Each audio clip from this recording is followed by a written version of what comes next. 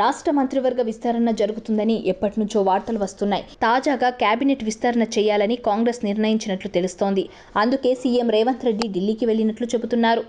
ఎవరికి మంత్రి పదవులు ఇవ్వాలనే దానిపై పార్టీ పెద్దలతో సీఎం రేవంత్ రెడ్డి మంత్రులు చర్చలు జరుపుతున్నారు.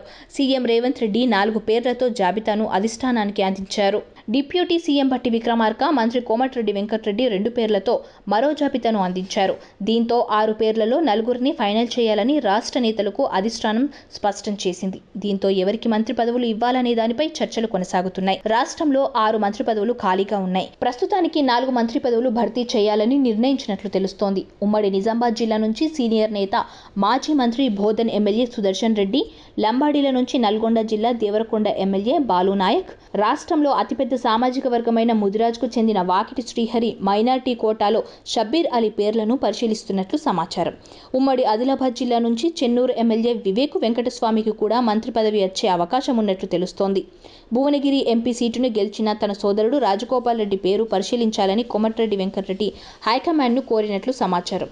2 సోదరులకు మంత్రి పదవులు రాకపోవచ్చు. ఒకవేళ కేబినెట్ విస్తరణ చేస్తే శ్రావణ మాసంలో ఉండే అవకాశం ఉంది. పీసీసీ కొత్త చీఫ్ నియామకానికి మరింత టైం పట్టే అవకాశం కనిపిస్తోంది.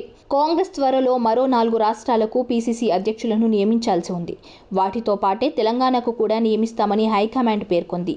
ఇక కాంగ్రెస్ నేతలు ఎదురు చూస్తున్న నామినేటెడ్ పోస్టులకు ఎంపిక బాధ్యతను హైకమాండ్ సీఎం రేవంత్ రెడ్డికి అప్పగించినట్లు తెలుస్తోంది.